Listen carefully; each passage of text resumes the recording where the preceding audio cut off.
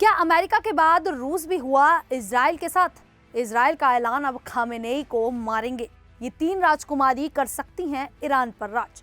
भारत के खिलाफ हो रहा कनाडा का इस्तेमाल। दूसरे देशों में घुसे रहे ट्रंप, इधर कंगाल हुआ अमेरिका। नमस्कार, मेरा नाम है शालिनी और आप देख रहे हैं द न्यूज़ 15। स्वागत है आपका हमारे खास प्रोग्राम दुनिया के हालचाल में। चलिए नजर डालते हैं इन बड़ी खबरों पर विस्तार से। ईरान और इजराइल के बीच जंग हर दिन और खतरनाक होती जा रही है। ईरान ने सरेंडर करने से साफ मना कर दिया है, तो इजराइल ने भी ईरान के साथ किसी भी तरह की बातचीत करने से इनकार कर दिया है। इस बीच रूस के राष्ट्रपति व्लादिमीर पुतिन ने बड़ा बयान दिया। पुतिन ने कहा है कि वह इस जंग को रोकने के लिए मध्यस्थता करना चाहते हैं। उन्होंने इजराइल और ईरान दोनों से शांति की अपील की और कहा कि रूस दोनों देशों के बीच बातचीत करा सकता है। पुतिन ने यह भी कहा कि वह इजराइल के नेताओं की इस बात से जरूर सहमत है कि उनकी सुरक्षा को सुनिश्चित करना जरूरी है। साथ ही उन्होंने ईरान के परमाणु कार्यक्रम के मुद्दे को बातचीत से सुलझाने की वकालत की। पुतिन ने अमेरिका, ईरान और इजराइल के साथ अपने मध्यस्थता प्रस्ताव को साझा किया है। हालांकि अमेरिकी राष्ट्रपति डोनाल्ड ट्रंप ने पुतिन की इस पेशकश को ठुकराते हुए कहा कि उन्हें पहले यूक्रेन के मुद्दे पर ध्यान देना चाहिए। पुतिन का कहना है कि वह नहीं चाहते कि यह जंग और बढ़े और रूस इसका समाधान निकालने में मदद कर सकता है। वहीं इजराइल और ईरान के बीच जो तीखी जंग चल रही है, ईरान ने मध्य इजराइल के वीर सेवा के सोरोका अस्पताल पर हाइपरसोनिक मिसाइल से हमला किया, जिससे अस्पताल पूरी तरह तबाह हो गया। इस हमले में 6 लोग गंभीर रूप से घायल हुए और 20 से ज्यादा को चोटें आईं। इजराइल के रक्षा मंत्री योआव गैलेट ने कहा कि इस हमले के लिए ईरान के supreme leader Ayatollah Ali Khamenei जिम्मेदार हैं। उन्होंने धमकी दी कि अब खामेनेई को सीधे निशाना बनाया जाएगा, क्योंकि यह एक युद्ध अपराध है। प्रधानमंत्री बेंजामिन नेतन्याहू ने भी कहा कि ईरान को इसकी भारी कीमत चुकानी पड़ेगी। गैलेट ने बताया कि ईरान की खतरनाक मिसाइलों से साफ है कि वह रुकने वाला नहीं है, इसीलिए इजराइल अब नए तरीकों से हमला करेगा और खामेनेई की सत्ता को हिलाने की कोशिश करेगा। ईरान का दावा है कि अस्पताल इजराइल डिफेंस फोर्स के क्षेत्र में था, इसीलिए उस पर हमला किया गया। उधर ईरान इंटरनेशनल की खबर के मुताबिक खामेनेई अपने परिवार के साथ तेहरान के लाविजान बंकर में छिपे हुए हैं, जो एक परमाणु साइट के पास है। इस बंकर के आसपास ईरानी सेना का मुख्यालय भी है। खामेनेई ने कहा कि वे अमेरिका के सामने नहीं झुकेंगे। यह जंग अब और खतरनाक हो रही है, क्योंकि इजराइल खामेनेई को निशाना बनाने की बात कर रहा है और ईरान लगातार हमले कर रहा है। वहीं इजराइल और ईरान की जंग के बीच ईरान के supreme leader Ayatollah Ali Khamenei की सत्ता पर खतरा भी मंडरा रहा है।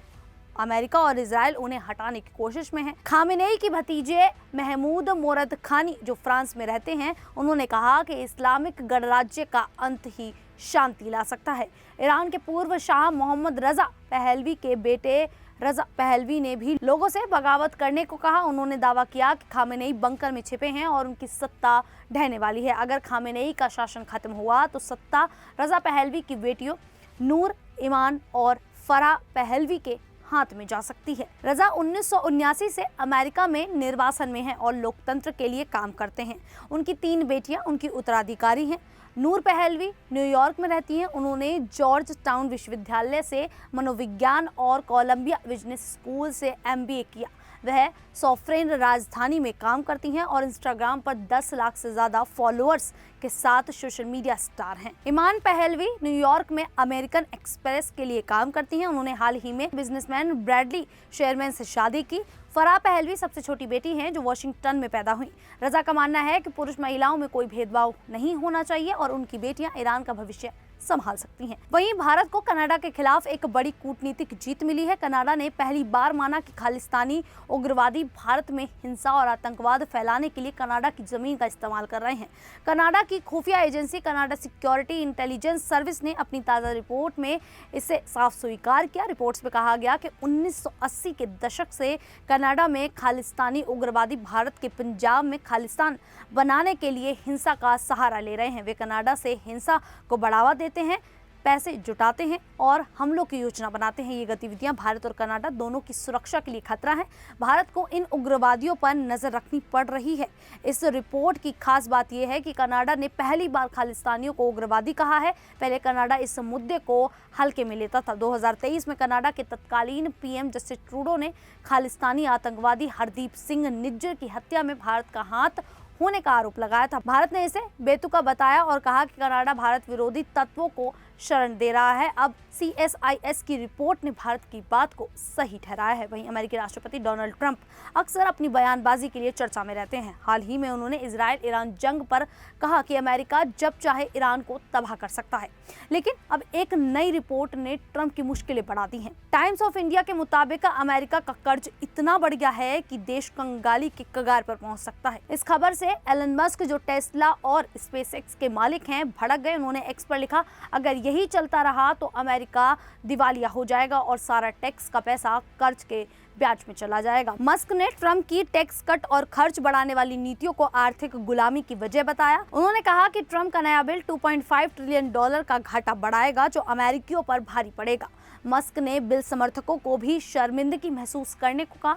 ट्रंप ने अभी मस्क की आलोचना का जवाब नहीं दिया। विशेषज्ञों का कहना है कि ट्रंप की नीतियां कर्ज बढ़ाने की बड़ी वजह हैं। मस्क पहले भी अमेरिका के कर्ज को खतरनाक बता चुके हैं। अब देखना है कि ट्रंप अमेरिका को महान बनाते हैं या आर्थिक संकट में धकेलते हैं। खैर, इस पूरे मामले को लेकर आप लोगों की क्या राय है, आप हमें कमेंट करके जरूर बताइएगा। फिलहाल अभी के लिए इतना ही। फिर हाजिर होंगे ऐसे ही देश और दुनिया से जुड़ी बड़ी खबरों के साथ। तब तक के लिए देखते रहिए द न्यूज़ 15।